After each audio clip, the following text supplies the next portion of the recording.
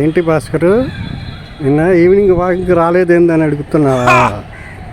నిన్న మా అబ్బాయి పెళ్లి చూపులకని వెళ్ళాంలే.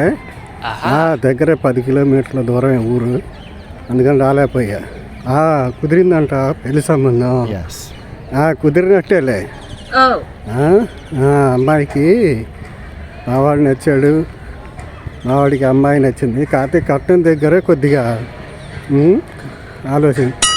మేము 20 అడిగాము, వాళ్ళు 15 లక్షలు ఇస్తామన్నారు. ఏంటి భాస్కరు, మా అబ్బాయికి ఉద్యోగం లేదు, ఏమి లేదు, ఆస్తి లేదు, అంత కట్నం ఎలా ఇస్తారని అంటున్నావా?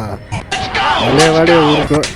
అవన్నీ ఏమి లేకపోయినా అబ్బాయికి ఇంటి పనులు, వంట పనులు బ్రహ్మాండంగా చేస్తావు. నాకన్నా బ్రహ్మాండంగా చేస్తాడు. ఇప్పుడు ఇంటి పనులు, వంట పనులు చేసే కుర్రాళ్ళకి మంచి డిమాండ్ ఉందయ్యా. అది అందుకని మా వాళ్ళకి ఇంకో 2-3 లక్షలు అదనంగా ఇచ్చి చేసుకుంటారు. అవును మరి, ఇంకా తెలియదులే.